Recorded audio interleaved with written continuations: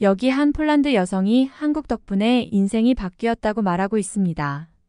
그리고 방문한 한국에서 충격적인 일들을 겪으면서 한국을 동경하고 무척이나 부러워하고 있는데요. 오늘의 사연 시작합니다.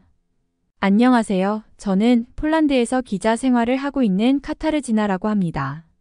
이제 기자가 된 지 얼마 되지 않은 새내기라서 매일 사고를 치고 여기저기서 혼나면서 일을 배우고 있지만 어린 시절부터 꿈꾸었던 기자가 된 것에 감사하며 하루하루 보내고 있습니다.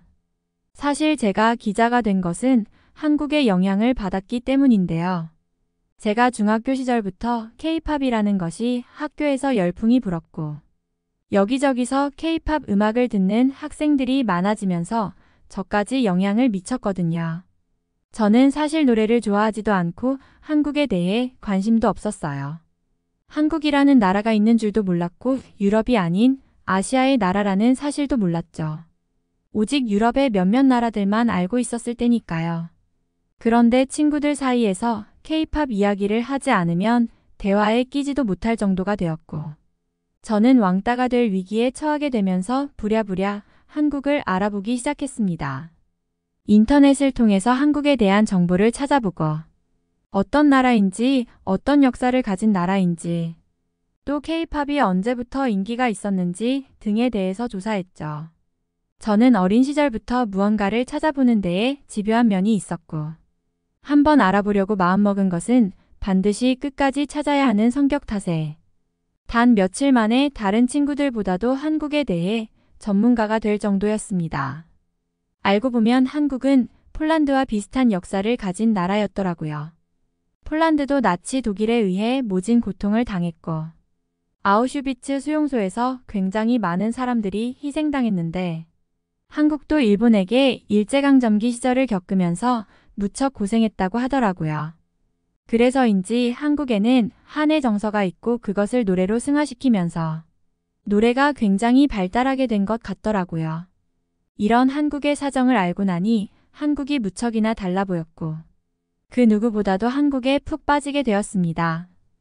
음악 스트리밍이나 유튜브도 발달하지 않은 시절이라서 노래를 듣기 위해 음원 사이트에서 원하는 음악을 구매해서 듣거나 한국에서 폴란드까지 건너온 음반들을 구매해서 들었는데요. 용돈을 아껴가면서 군것질은 못하더라도 한국의 음악은 꼭 찾아서 듣게 되더라고요. 친구들에게서도 저를 한국통으로 불리게 되고 한국에 새로 데뷔한 아이돌이나 가수 등을 알려주는 역할을 하기도 했죠. 이러한 생활을 지속하다 보니 저는 자연스럽게 언론사나 방송국의 기자를 꿈꾸게 되었습니다. 저의 부모님은 힘든 일을 하는 것 같다시면서 부모님께서 운영하시는 빵집을 이어받으라고 하셨지만 저는 조금 고되긴 해도 기자 생활이 너무나 행복해 보였고 제가 꿈꾸던 일이었기에 즐겁게 하게 되었습니다. 그런데 저는 늘 한 가지 마음에 걸리는 부분이 있었는데요. 바로 바쁜 기자 생활 때문에 한국에 아직까지 한 번도 가보지 못했기 때문이죠.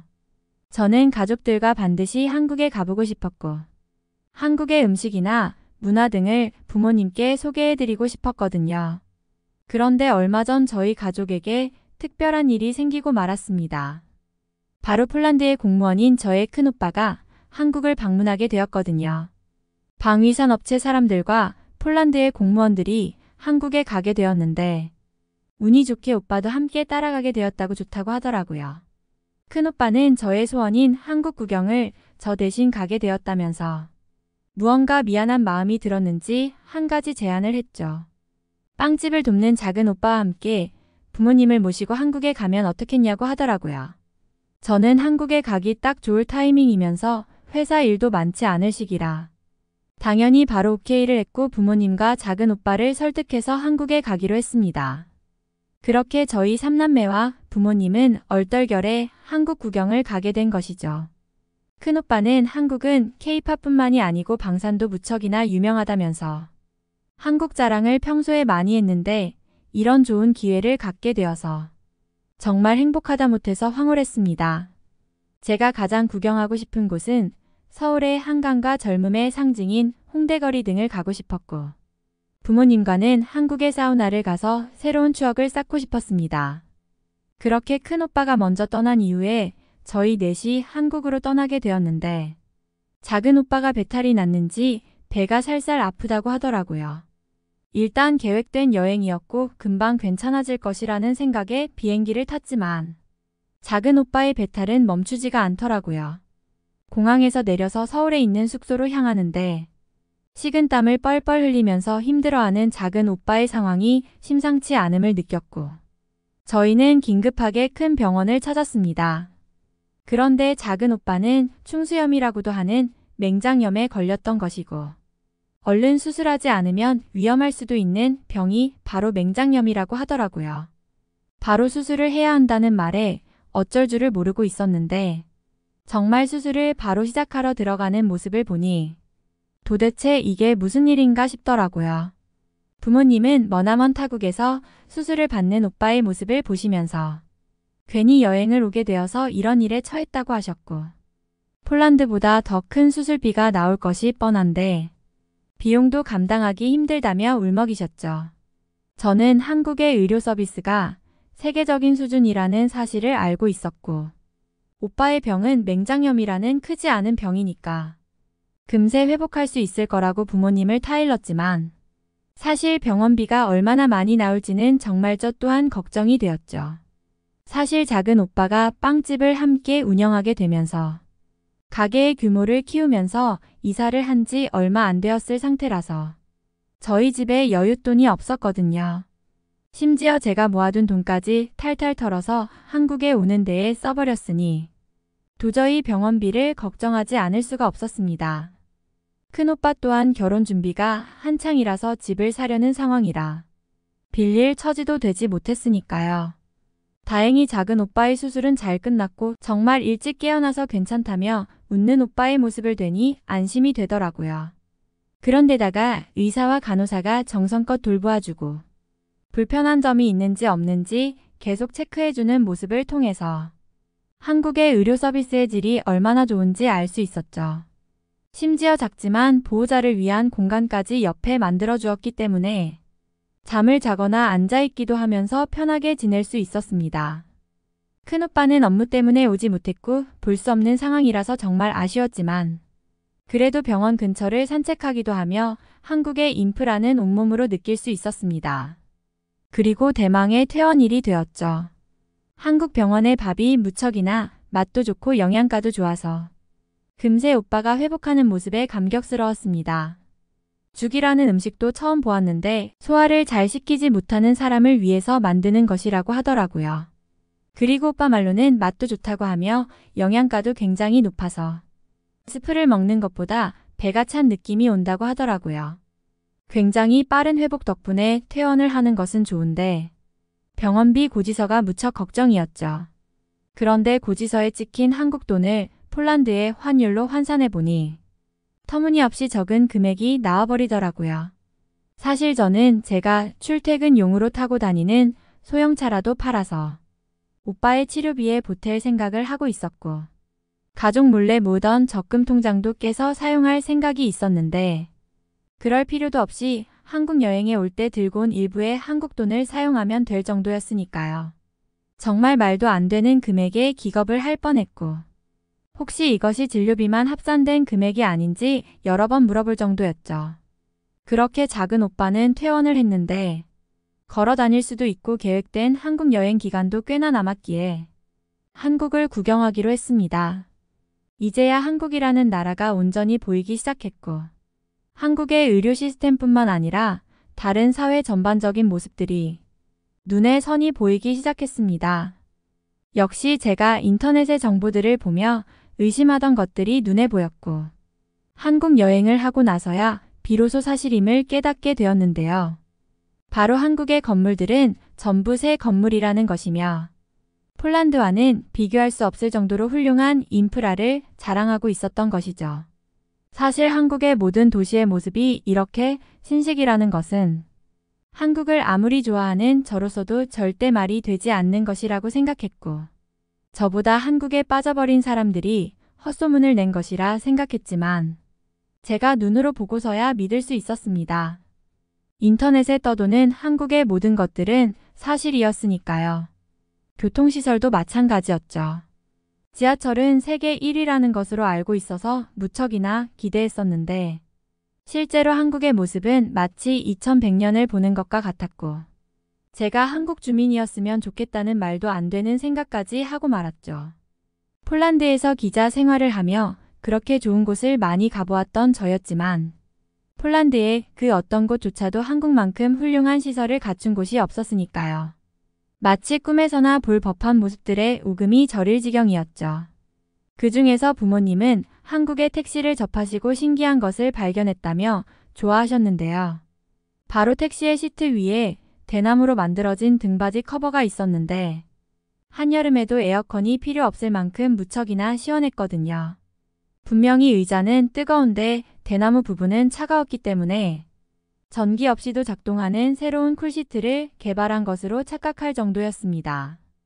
한국에서 일전에 초전도체 개발 이슈로 시끄러웠던 것이 기억나는데 아마 그런 것과 연관이 있을 정도로 한국이 대단한 나라가 아닐까 생각했죠. 그리고 오빠를 데리고 병원에서 추천받은 식당에 가게 되었는데 정말 깜짝 놀라고야 말았습니다. 한식집이었고 채소, 나물 등을 밥과 함께 비벼주기도 하고 한국의 전통국과 탕을 파는 가게였는데 그곳에는 전통 음식이라는 것과 걸맞지 않게 모든 것이 키오스크를 통해 주문이 이루어졌고 서빙까지 로봇이 하는 최첨단의 음식점이었거든요. 물과 반찬까지 영어로 된 키오스크에 있는 직원 호출 버튼을 클릭하면 서빙 기계나 직원이 가져다 주기 때문에 정말 22세기에 살고 있는 것과 같은 환상을 주었습니다. 그렇게 저희는 일을 어느 정도 마무리하고 잠시 직원들 곁을 빠져나온 큰 오빠를 카페에서 만날 수 있었는데요. 큰 오빠는 저희를 보자마자 한국에 데려오길 너무 잘했다며 한국이 정말 좋지 않냐고 큰 소리로 자랑하기 시작했는데 주변 사람들의 눈치가 보여서 무척이나 창피했습니다. 큰오빠와 직원들이 보기에도 한국은 정말 근사한 도시였고 폴란드에서 무기 수입을 할 정도로 어마어마한 국가였죠. 무기 계약 또한 잘 성사가 되었기 때문에 폴란드도 한국산 무기를 선점할 수 있었다면서 만약 한국이 없었다면 유럽에 국가 안보 위기가 왔을지도 모른다며 칭찬했죠. 한국의 군사력은 세계 최고 수준이기도 하고 그 생산력과 장비의 질이 무척이나 좋기 때문에 폴란드의 군대 실무자들 또한 입을 모아 칭찬한다고 하죠.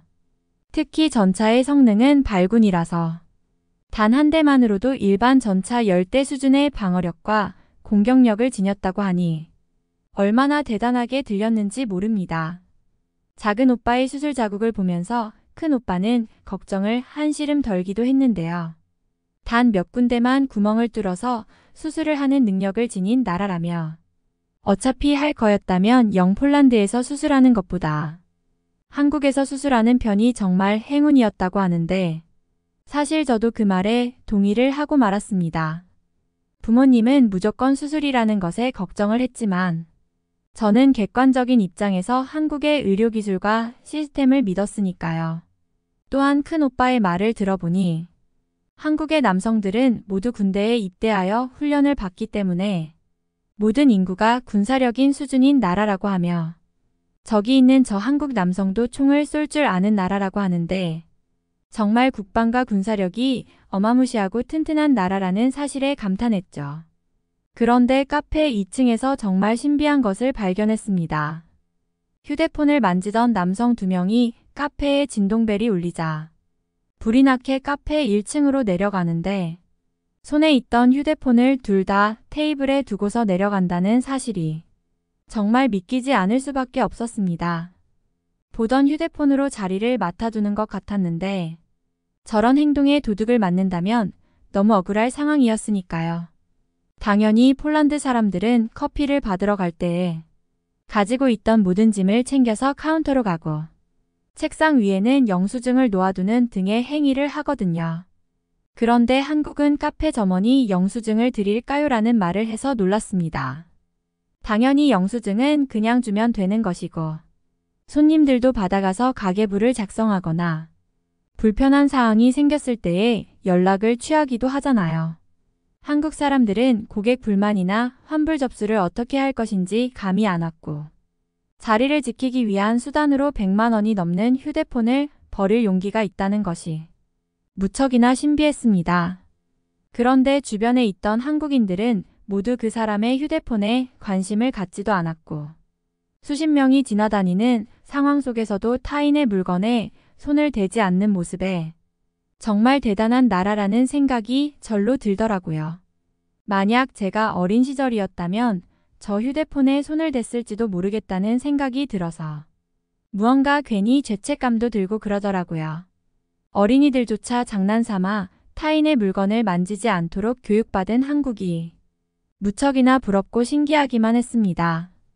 그런데 저희 오빠는 갑자기 노트북을 꺼내면서 한국 카페의 인터넷 속도를 보여준다고 하더라고요. 인터넷 속도가 어떠하길래 굳이 노트북까지 꺼내냐고 했는데 실제로 카페의 인터넷에 연결을 하자 유튜브의 초고해상도 영상이나 메신저의 고화질 동영상까지 다운받아지는 것을 보면서 정말 말도 안 되고 무섭다는 생각까지 들었습니다. 저희도 빵집을 운영하고 있고 커피도 함께 판매하고 있는데 아직 무료 와이파이를 설치하지 못한 상태이고 굳이 와이파이가 없다고 해서 불편함을 토로하는 손님이 없었기에 그냥 운영을 하고 있거든요. 어쩐지 한국의 사람들은 노트북으로 무언가 작업을 하는 분들도 많았고 휴대폰으로 유튜브를 보거나 인터넷을 하는 사람들이 많더라고요. 그런데 큰오빠는 더 신기한 것을 알려주겠다면서 다 먹은 가족들을 데리고 지하철을 태우더라고요. 지하철 안에서도 무료 와이파이는 물론이고 한여름에도 정말 시원한 냉기를 느낄 수 있었습니다. 그리고 한국의 지하철 기술이 어떠냐고 묻는데 정말 말이 안 나올 지경이더라고요. 부모님은 폴란드의 전철도 이렇다면 매일 타도 불편함이 없겠다고 하셨죠. 그리고 큰오빠는 한마디를 덧붙이더라고요. 폴란드가 한국의 무기들을 수입하는데 한국의 방위산업회사들이 전부 지하철 전차를 만들고 있다면서 현대로템과 다원시스 등의 한국 회사가 무척이나 대단한 회사들이고 폴란드에서 수입하는 현대로템의 K2 전차가 바로 이 전동차를 만든 회사라고 하는데 저희 가족은 그 열차에 타고 있다는 사실만으로 무척이나 소름이 돋았죠. 현대로템이 폴란드의 국영기업인 PGG와 한국의 K2 전차를 생산 납품 사업을 진행하기 위한 신규 컨소시엄 합의서를 체결했다는 사실을 얼마 전에 들었는데 그 유명한 현대로템의 전동차를 타고 있다니 꿈만 같았거든요. 한국의 방산업체와 지하철이 긴밀한 연관관계가 있다는 것을 처음 알았고 정말 이 전동차의 기술이 방위산업의 기술과 연관이 있다면 폴란드에 납품되는 K 전차의 품질은 말할 것도 없이 훌륭할 것이 분명하거든요. 큰오빠는 아마 제가 타고 다니는 소형차보다도 K 전차의 승차감이 좋을 것이라며 농담을 치는데 저는 말도 안 된다면서 거짓말 좀 그만하라고 말했죠. 그런데 그 말이 무언가 사실처럼 들렸고 전동차의 안락하고 쾌적함을 생각한다면 진실일 수도 있을 거라는 느낌이 생겼습니다. 한국 여행은 정말 우여곡절이 많았고 작은 오빠도 고생을 많이 했지만 저희 가족에게 있어서는 무척이나 뜻 깊었고 가치 있는 여행이었습니다. 앞으로 제가 회사에 다니면서 기자 생활을 할 때에도 한국이라는 이야기가 나오면 가장 먼저 제가 하겠다고 손을 들 수 있을 정도로 큰 자신감을 얻게 되었고 한국을 더욱 좋아하는 계기가 되었거든요. 한국을 K-팝부터 좋아하기 시작했지만 K-팝은 새 발의 피였던 것이고 병원이나 지하철, 카페 등 모든 생활 여건이 훌륭했으니까요. 폴란드와 비슷하게 아픈 역사를 지닌 한국이 이렇게 성장한 것이 무척이나 보기 좋고 저희 폴란드도 빨리 한국을 쫓아서 살기 좋은 나라가 되기를 바랍니다. 아마 한국은 세계 최고의 국가이며 한국을 아직 모르는 사람이 있다면 당장 보내주고 싶을 정도로 여기저기 추천해주고 싶은 나라거든요. 이번 사연은 여기서 마무리하도록 하겠습니다. 끝까지 시청해주셔서 감사드립니다. 좋아요와 구독은 영상 제작에 큰 힘이 됩니다. 꼭 한 번씩만 눌러주세요. 감사합니다. 여기 영국의 한 기자가 한국의 모습을 보며 영국은 이제 끝났다고 크게 한탄하고 있습니다. 국적까지 한국으로 바꾸겠다며 소리를 지르고 있고 주변 동료 기자들 또한 한국의 매력에 흠뻑 빠지고 말았는데요. 한국 입국 후 영국의 현실을 깨닫게 되면서 유럽인으로서 크게 자존심이 상했다고 합니다. 과연 영국인의 자존심은 왜 한국에 와서 무너진 것일까요? 안녕하세요. 저는 영국에서 기자 활동을 하고 있는 핀더라고 합니다. 영국은 전 세계에서 가장 선진화된 나라이면서 부유한 강대국이죠. 대영 제국이 전 세계를 장악했고 수많은 식민지들을 개척하면서 엄청난 강대국을 만들었으며 인류를 위해서 과학 발전까지 했었고요. 어린 시절부터 이런 영국 역사를 공부하면서 영국에 태어난 것이 정말 자랑스러웠고 영국인으로서의 자부심까지 가득 차 있었습니다. 유럽에서 외곽에 떨어진 섬나라였지만 유럽 전체의 지배력을 가질 정도의 나라이니까요. 그런데 저는 최근 한국에 가서 저의 모든 정신적 자부심이 산산조각 나버렸습니다. 영국인이나 한국인이 아닌 제3자가 보아도 영국보다 한국의 상황이 나아 보였고 한국의 도시와 인프라뿐만 아닌 문화나 시민의식 수준 또한 극심했거든요. 심지어는 저의 취재에 응해준 유럽인들 또한 영국과 한국 중에서 당연히 한국을 택한다는 비율이 압도적이었으니까요. 아니 이게 말이 되는 일인가요? 영국은 해가 지지 않는 나라라는 칭호를 받을 정도로 엄청난 나라이고 산업혁명으로 전 세계 노동자들에게 육체적 자유를 주었죠. 또한 영어를 보급하면서 세계 공용어를 통해 전 세계인이 하나가 되었습니다. 그런데 한국에서는 이런 말 또한 하나도 통하지 않더라고요. 한국에서는 이미 세종대왕이 발명한 한글을 사용하고 있었고 언어학자들의 말에 따르면 영어 알파벳보다도 훨씬 과학적이고 효율적인 문자이며 전 지구상에서 가장 위대한 문자라고도 했으니까요. 심지어 어떤 학자는 지금 인공지능 기술이 아무리 발전해서 문자를 만들라고 지시한다 하더라도 한글만한 문자는 절대 발명할 수 없을 거라고요. 이런 이야기를 들으면서 저는 그동안 너무 헛살았다는 생각이 들었습니다. 영국만을 세계 최강국이자 최고의 국가라고 생각했으니까요. 한국은 그저 전쟁을 하던 힘없는 작은 나라라고만 여겼거든요. 이번 한국 출장을 통해서 새로운 지구를 발견한 것처럼 무척 당황스러웠죠. 저에게 한국은 엄청난 존재로 다가왔고 신대륙 발견과도 같았거든요. 취재를 가기 전까지만 해도 저는 한국을 무시하고 있었습니다. 가난하고 불편한 아시아의 나라라고만 생각했죠. 그도 그럴 것이 저희 집안은 뼈대 깊은 백인 집안이고 영국이 식민 지배했던 후진국들에 대해서 좋지 못한 시선으로 보았거든요. 후진국들은 대부분 아시아에 몰려 있잖아요. 그 중에서 특히 영국도 아니고 일본이 식민 지배했던 한국을 보는 시선은 완전 가난한 나라 그 자체였습니다.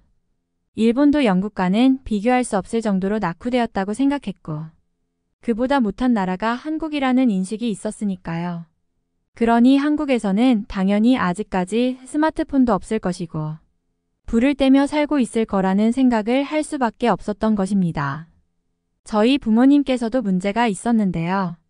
어린 시절부터 제가 밥 투정을 하거나 새 옷을 사달라고 조를 때마다 한국을 말씀하시면서 한국의 사람들은 먹을 것이 없어서 굶어 죽는 상황인데 먹을 것이 있다는 사실에 감사하라고 늘 말씀하셨거든요.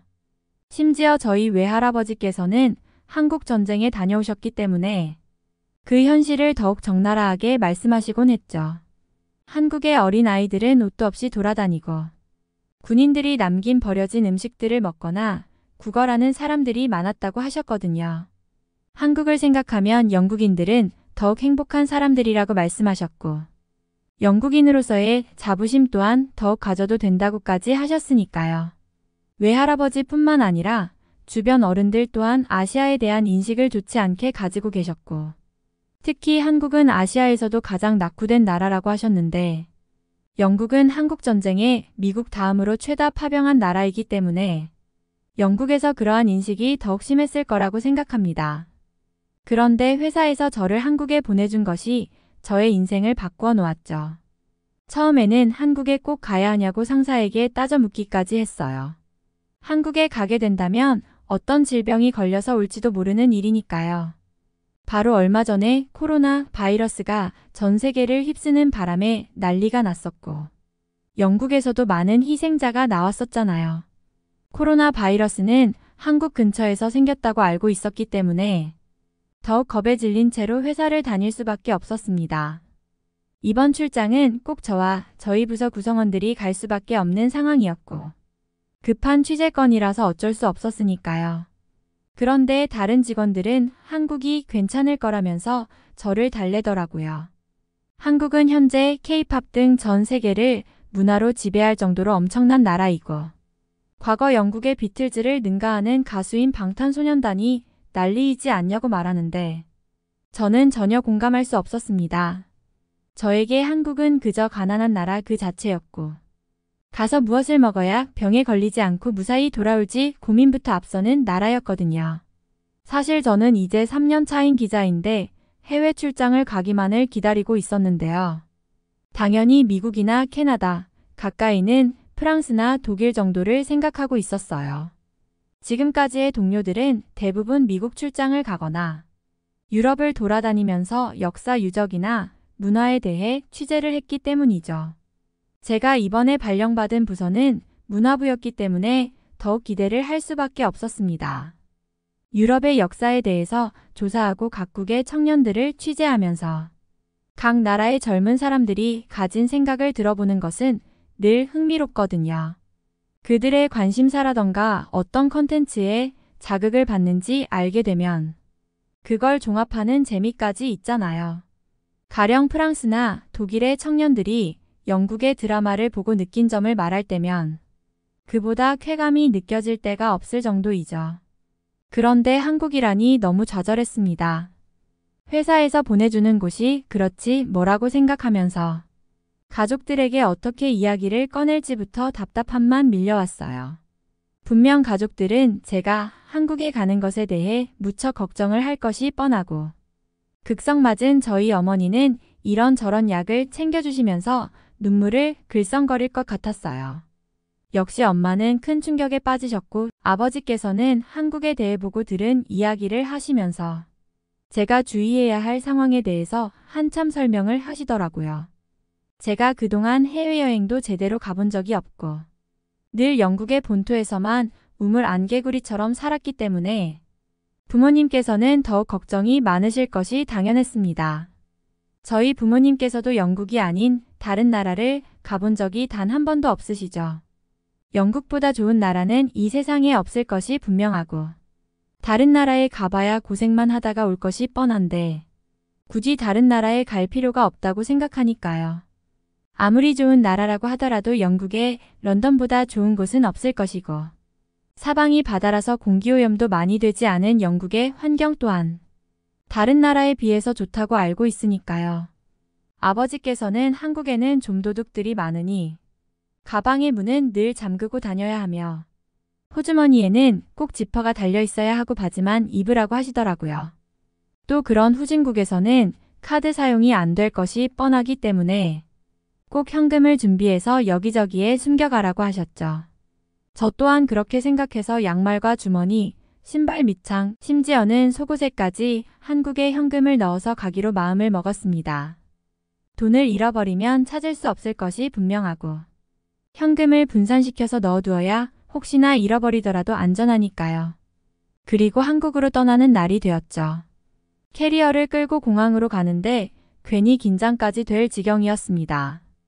전날에는 잠을 한숨도 못 잤을 만큼 아시아 여행 주의사항들을 찾아봤고요. 역시 중국 등의 아시아는 유럽과 다르게 무척 이상한 일들이 많이 일어났더라고요. 비행기에서 시끄럽게 떠드는 승객은 물론이고 1등석 좌석에 자신의 아이를 앉히는 행동까지 하며 몰상식한 모습들을 보여주는데 그들은 모두 아시아 사람이었죠. 유럽 사람들이 아시아 사람들을 차별한다고 하는데 그들은 아시아인 특유의 이상한 행동을 했기 때문이라는 생각까지 들더라고요. 인터넷에서는 인구가 많은 중국을 예시로 여러 사례들이 나왔고 중국과 한국은 비슷한 나라이기 때문에 각별한 주의가 필요하다고 하더라고요. 정신을 똑바로 차리면서 돌아다녀야겠다는 마음가짐을 가지고 비행기에 탑승했죠. 그리고 제 옆자리에 앉은 동료 기자 패틴슨에게서 더욱 흥미로운 말을 듣게 되었습니다. 핀더 씨, 저도 이번에 아시아를 처음 가서 긴장됩니다.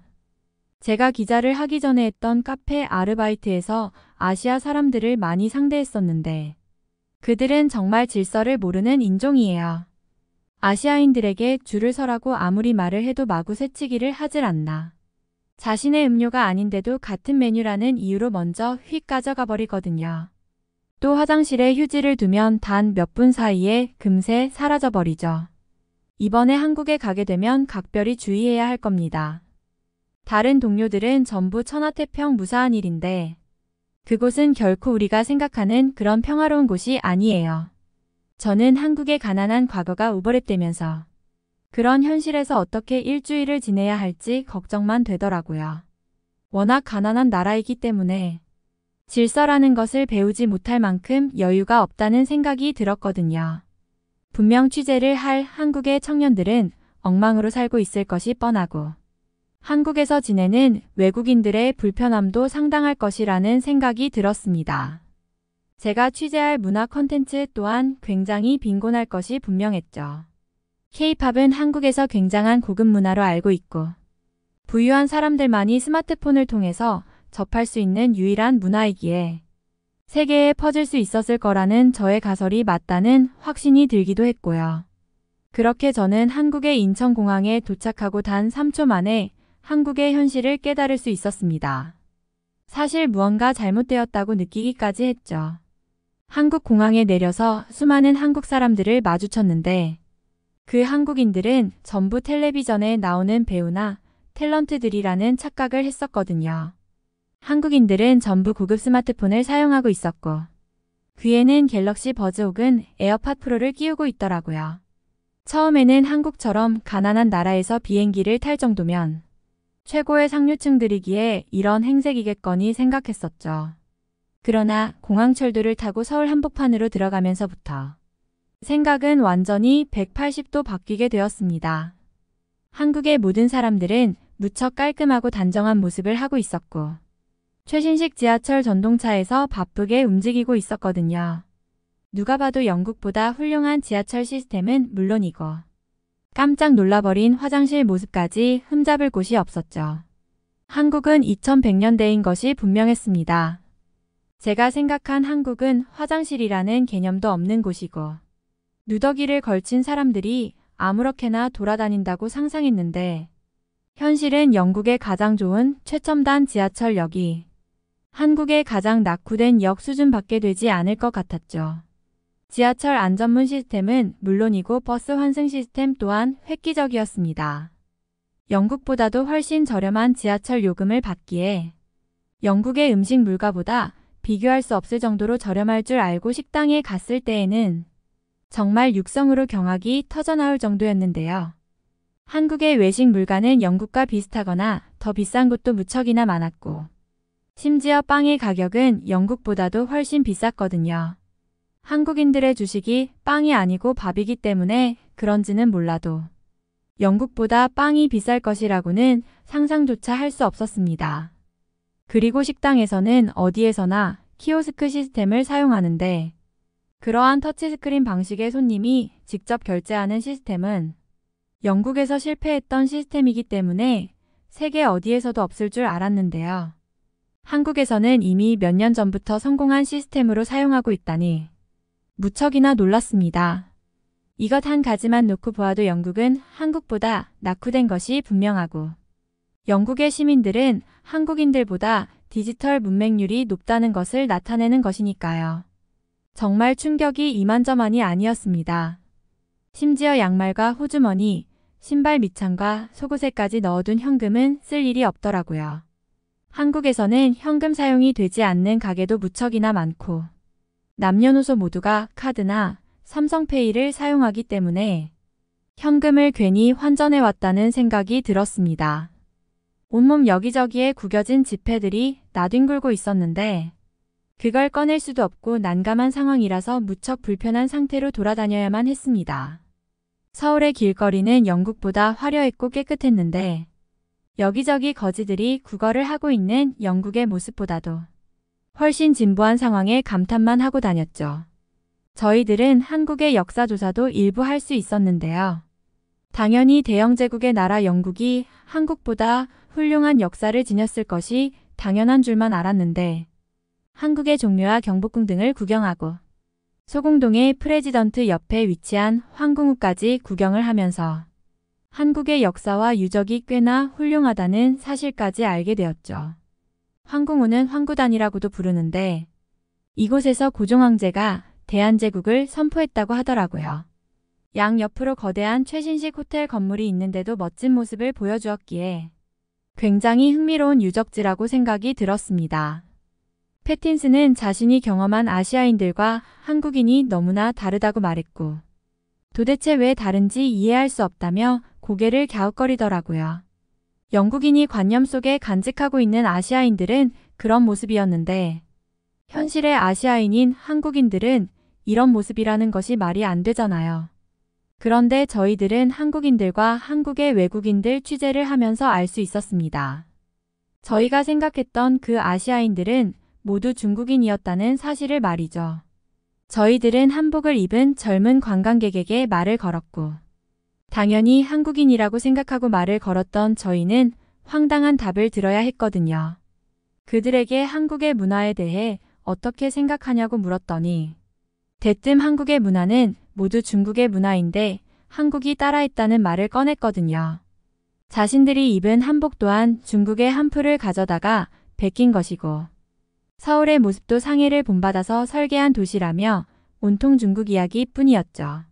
저희는 가이드에게 사실을 물어보았더니 중국인들은 그렇게 말을 하지만 사실은 한복을 따라서 한풀을 만들었고 경복궁을 따라서 자금성을 지었다는 가설이 있을 정도로 한국이 모두 앞선 시기에 만들었다고 하더라고요.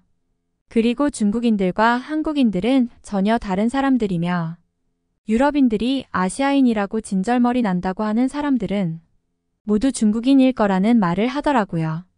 저희들은 그 전까지 아시아인을 한국인과 동일시했고 중국인이나 한국인들이 모두 같은 사람들이라 착각하고 있었던 것입니다. 패틴슨도 이제야 진실을 알게 되었다면서 이탈리아에 좀도둑이 많은데 아시아 사람들은 그 모습을 보고 유럽인들 전체를 매도할 수도 있겠다고 말하더라고요. 그런 말을 들으니 제가 아시아에 대해서 크게 착각했다는 생각이 들더라고요. 영국에는 수많은 중국인들이 들어와 살고 있고 그들이 아시아인의 표준을 만들었기 때문에 한국인들까지 피해를 보고 있다는 생각마저 들었죠. 역시 이러한 저의 생각은 확실히 들어맞았습니다. 마침 한국으로 놀러와서 한 달 넘게 살고 있다는 한 영국인을 만나서 취재를 할 수 있었거든요. 그에게 한국과 영국을 비교했을 때에 어디가 살기 좋냐는 아주 짓궂은 질문까지 했는데 그는 서슴지 않고 한국을 택했으니까요. 심지어는 한국인들은 전 세계에서 가장 선택받은 사람들이고 그들의 명석한 두뇌와 부지런한 성품 때문에 부강한 국가를 만들었다고까지 말하더라고요. 영국은 세계 각국을 식민 지배하고 약탈하면서 부를 축적하고 부강한 나라가 되었지만 한국인들은 오직 인력의 힘만으로 전쟁의 폐허였던 나라를 완전한 최첨단 국가로 만들어버렸다고 했으니까요. 그는 한국으로의 귀화를 고려하고 있고 한국어를 배우고 있는데 한글의 매력에까지 빠지는 바람에 영어를 서서히 잊어가고 있다고 말하기도 했죠.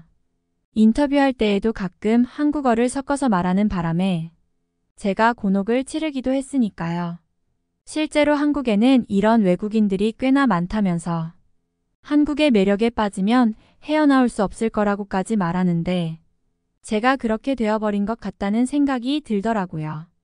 저는 사실 한국에 억지로 끌려왔지만 지금의 심정으로는 한국으로 국적을 바꾸고 싶을 만큼 한국의 매력에 너무나 빠져버렸는데요. 한국에서 잠시 지내다 보니 제가 살던 영국이 얼마나 답답한 곳이었는지 깨달았거든요.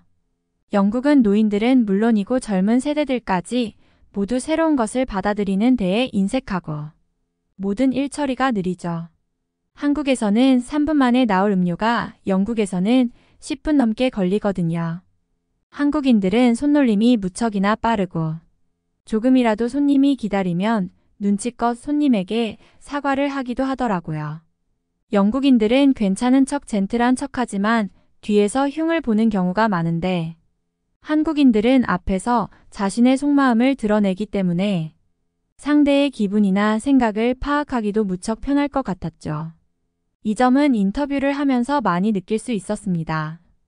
영국에서는 대부분의 시민들이 인터뷰를 거부하거나 말을 돌려서 하는 경향이 무척 강했는데 한국인들은 속마음을 바로바로 표현하기 때문에 인터뷰를 하면서도 신명이 나더라고요.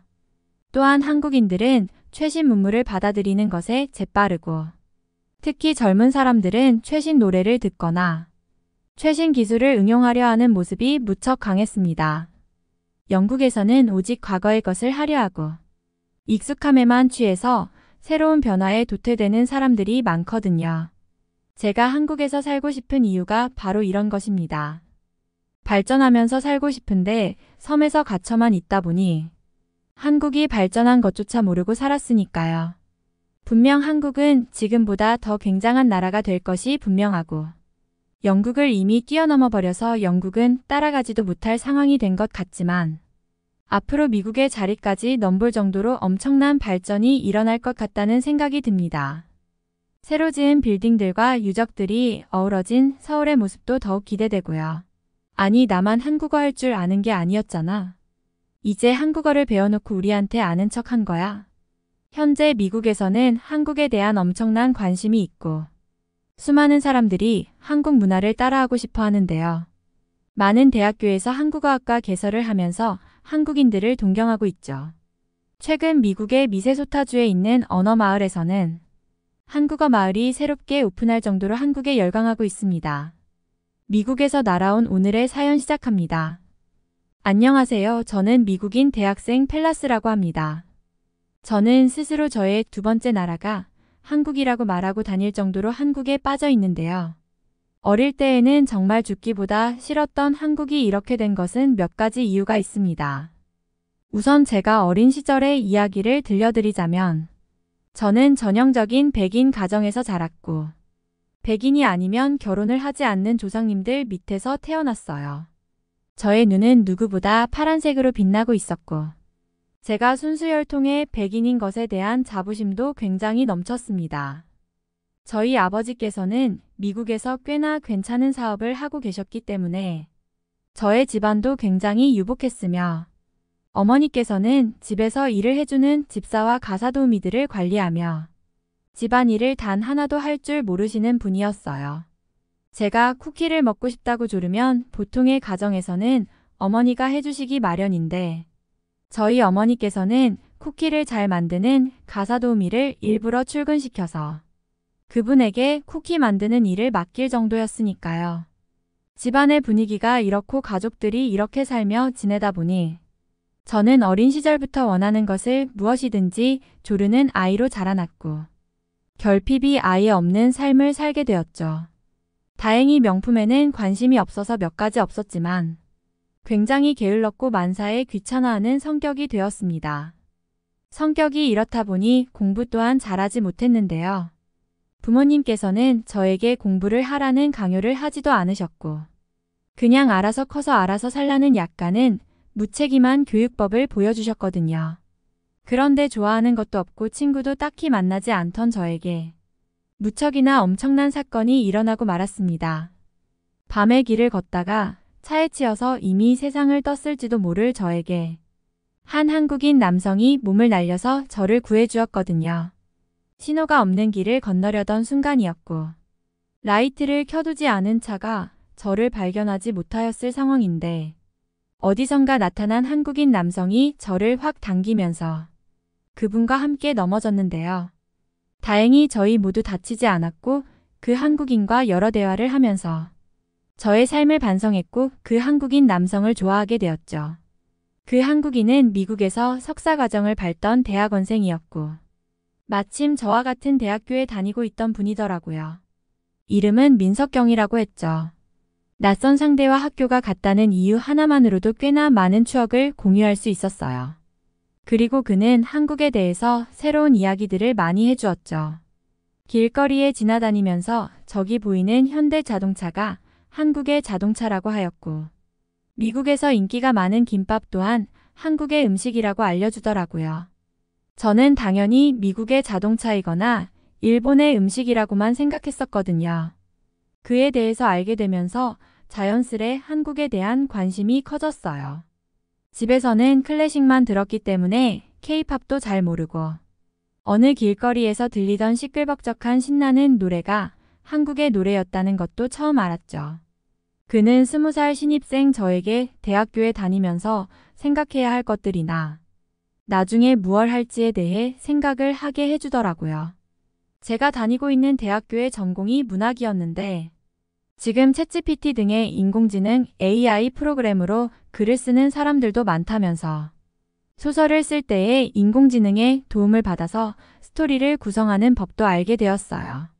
솔직히 인공지능이 쓴 글은 단 하나도 마음에 들지 않았지만 문맥을 깔끔하게 조정하거나 오탈자를 잡는 것 정도는 꽤나 쓸만했죠. 석경에게 이렇게 듣도 보도 못한 이야기들을 듣다 보니 제가 너무 무지하다는 사실을 깨닫게 되었고, 이렇게 살다가는 저희 할머니처럼 스마트폰도 사용할 줄 모르는 사람과 같이 현대 문명에 무지한 사람이 될 것 같다는 생각이 들었는데, 한국에서는 나이가 많으신 분들도 모두 스마트폰을 사용하며 심지어는 컴퓨터를 사용하시면서 유튜브까지 만드는 분이 있다는 말을 들으니 한국인들이 굉장히 스마트하고 부지런하다는 생각이 들더라고요. 사실 저희 부모님도 누군가에게 심부름만 시킬 줄 아시지. 본인들이 스마트폰으로 무언가를 주문하거나 컴퓨터 타자를 치면서 문서도 한 장 제대로 만들지 못하시거든요. 그래서 그런지 저도 컴퓨터 작업에 익숙하지 못하고 스마트폰의 타자도 굉장히 느린 편이죠.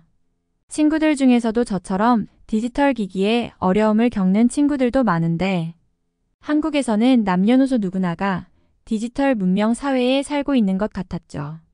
이때부터 저는 새로운 꿈을 꾸게 되었던 것 같아요.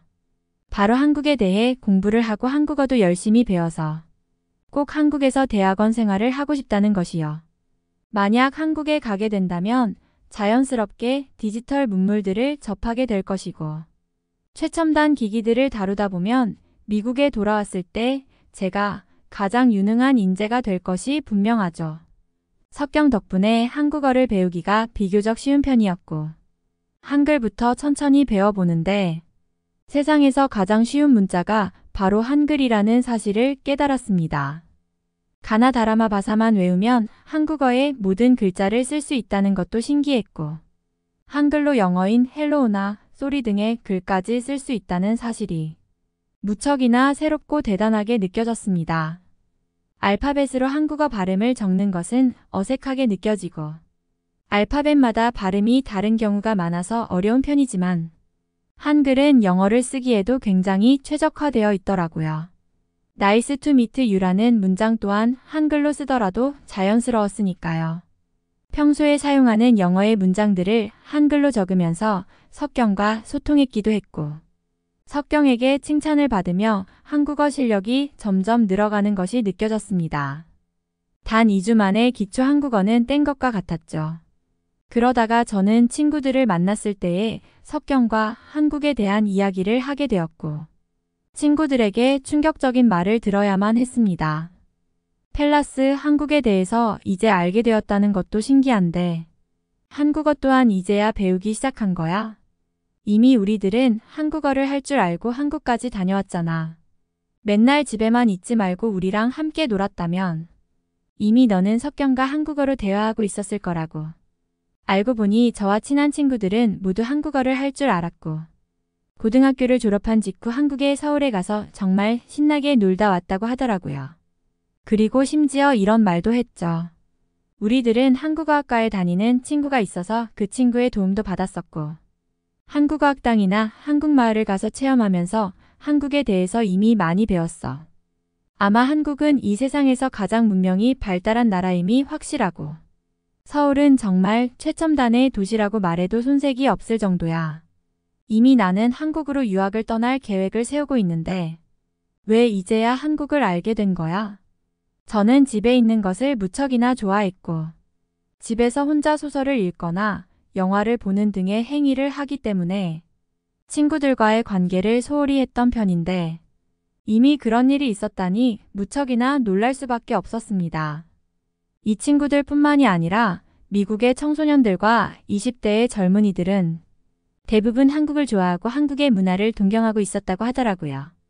특히 한국의 모든 음식은 미국 전역에서 인기가 많을 정도로 아주 폭발적인 관심을 받고 있을 정도이죠. 중국의 음식으로 알고 있었던 김치나 삼겹살 등이 한국의 전통 음식이라는 것을 알고 나서도 많은 충격을 받았습니다. 저는 당장 한국에 다녀와야겠다는 생각이 들었고, 살면서 가본 적도 없는 해외여행을 간다며 부모님께 말씀드렸죠. 그런데 부모님께서는 혼자 여행을 보내는 것도 위험한데 더군다나 위험한 나라인 한국을 가는 것이냐면서 노발대발 하시더라고요. 심지어는 한국에 대해서 기억이 나지 않냐며 저한테 물어보면서 한국에 대한 좋지 않은 기억을 꺼내주셨죠. 제가 아주 어린 시절에 저희 집 근처에 한국인이 이사 왔었는데 그들이 저희 집 앞에 쓰레기를 무단 투기하는 바람에 무척 고생하셨다고 해요. 또한 매일 이상한 향이 나는 음식들을 많이 해먹는 바람에 저희 집까지 냄새로 인해 아주 골치를 썩혔다고 합니다. 그때 한국인들은 잘 씻지도 않고 길거리에서 노상방뇨도 자주 하는 바람에 민폐를 많이 끼치는 이웃이라고 소문이 날 정도였다죠. 그들 때문에 저희도 다른 동네로 이사를 온 것이었고요. 그런데 나중에 친구에게 들어서 알게 된 사실이지만 그것은 저희 부모님이 잘못 알고 계신 거였죠. 그 사람들은 한국인들이 아니고 중국인이었다는 것을 알게 되었거든요. 중국인들은 자신들이 욕을 먹거나 불리해진다는 것을 느끼면 국적을 한국이라고 속이는 습관이 있다고 하거든요. 저도 얼마 전에 친구들과 대화를 하면서 알게 된 사실이라 조금 충격이었습니다. 어쨌든 저희 부모님은 한국에 대한 걱정을 이어가셨죠. 또한 한국은 매일 핵을 쏘겠다며 난리를 치는 바로 그 나라이고 아까도 뉴스에 나왔듯이 굉장히 무서운 나라라고 했죠. 저는 김정은이라는 인물을 뉴스에서 본 적이 있는데 그 사람이 한국의 지도자이고 한국이 바로 그 무서운 나라였다는 사실을 알게 되었죠. 그리고 마침 텔레비전 화면 속에서는 한국의 모습이 나왔는데 위대한 혁명동지 혹은 자력갱생 등의 한글 문장과 단어가 나오고 있었습니다. 어린 시절 저런 빨간색 글씨가 무척 무서웠고 저 뚱뚱한 사람이 나오면 꼭 다음 장면에서는 미사일의 모습이 나와서 전쟁을 좋아하는 나라라는 생각이 들었었는데 바로 그 나라가 한국이었던 거죠. 한국의 조선중앙뉴스에서는 제가 배운 한국어와 한글을 사용하고 있었고 인터넷에서만 보던 예쁜 한복을 입은 중년의 아나운서가 뉴스를 전하고 있더라고요. 저 한복을 입으면 경복궁에 무료로 갈 수가 있다고 봤었는데 아마 한국의 국가 선정과 관련된 내용이 아닐까 생각되었죠. 부모님께서는 한글이고 한국이고 절대 배우면 안 되는 것이고 저렇게 무서운 나라에 가겠다는 것은 죽으러 가는 것이라면서 혀를 차셨죠. 저는 무척이나 혼란스러웠습니다. 석경이 그동안 알려준 것들은 한국이라는 나라에서 세뇌를 당했기 때문에 알고 있었던 거고 제 친구들은 한국의 선전에 속아서 한국어를 배우고 한국을 다녀왔다는 것이니까요. 특히 석경과는 꽤나 좋은 관계를 이어가고 있었는데 마치 사이비 종교에 속은 것 같아서 굉장히 속상하고 슬프더라고요. 그래도 석경은 저를 구해준 생명의 은인과 같은 존재이고 그 덕분에 새로운 문물에 대해서는 많이 알게 되었으니까요. 그래도 도저히 저렇게 무서운 나라인 한국에 갈 자신은 생기지 않았습니다. 차라리 집에서 혼자 소설이나 보고 영화를 보면서 시간을 보내는 것이 저곳에 가는 것보다 훨씬 시간을 아끼는 길이었죠. 그러다 우연히 석경에게 연락이 오더라고요. 석경이 한국에 갈 일이 생겨서 잠시 한국으로 가게 되었는데 혹시 같이 떠나볼 생각이 없냐면서요. 그때 저는 솔직하게 말해달라고 부탁을 했죠. 한국이 미사일을 쏠 정도로 부유한 나라는 맞는 것 같은데 지금 전쟁의 위험이 있는 나라가 아니냐면서요. 제가 뉴스에서 보던 그 한국에 가는 것은 절대 못 갈 것 같다면서 말이죠. 그런데 석경은 그에게 정말 한 번도 본 적 없을 정도로 큰 웃음소리를 내더라고요. 제가 그동안 TV에서 보던 것은 전부 북한에 대한 내용이고 북한과 한국은 정반대의 나라라고 하면서요. 한국은 남쪽과 북쪽으로 나누어진 지 70년이 훨씬 넘은 나라인데 그동안 남한만 경제 발전을 이루고 성장해서 선진국의 반열에 올랐으며 북한은 가난한 나라이고 무서운 나라가 맞다고 하더라고요. 저는 살면서 들어본 적이 없는 이야기라서 귀를 쫑긋 세우고 들었죠. 그동안 아시아에 대해 관심을 가지지 않았기 때문에 한국인지 북한인지 결국에 코리아라는 이름이 붙으므로 같은 나라로만 생각했던 탓이죠. 어쩐지 K-팝과 같은 자유분방한 음악이 저렇게 딱딱한 나라에서 나올 리가 없었죠. 결국 저는 부모님께 한국과 북한에 대한 이야기를 알려드렸고 꿈에도 그리던 한국으로 여행을 떠나게 되었습니다. 석경과 같이 여행을 가게 된 것도 무척 설렜고요. 너무 설렜기 때문에 한국에 가는 비행기 안에서는 잠도 한숨 자지 않았고 계속 한국어 문장을 외우느라 정신이 없었습니다. 한국어 회화책을 보니 식당에 가서 호텔에 가서 사용할 문장들이 적혀 있었거든요. 호텔 열쇠가 어디 있나요? 혹은 메뉴판 좀 주시겠어요? 등의 문장들을 외워서 실제로 사용할 수 있었죠. 그런데 한국에서는 호텔 열쇠를 사용하지 않고 전부 비밀번호 방식으로 되어 있어서 그 회화책은 구형책이었다는 사실을 알았죠. 워낙 모든 것들이 최신으로 갖춰진 나라라서 미국과는 확연한 차이가 있었습니다. 공항에서도 놀랐던 점이 대기하는 좌석에도 무료 USB 충전기 등이 있어서 휴대폰 충전을 마음껏 할 수 있었고 화장실 또한 완벽하게 신식이라서 미국의 여느 호텔과 비교해도 손색이 없었으니까요. 석경은 저를 데리고 한국의 카페나 인사동 골목, 홍대 거리나 경복궁 등을 데리고 다녔는데 미국 땅을 떠나본 적이 없는 저에게는 완벽한 신세계와 같았어요. 한국은 한국만의 전통을 잘 지키고 있는 것 같았고 미국에 없는 역사가 살아 숨쉬는 나라였어요. 홍대의 밤거리를 걸었는데 아무도 말을 걸거나 시비를 걸지 않아서 신기하기도 했고요.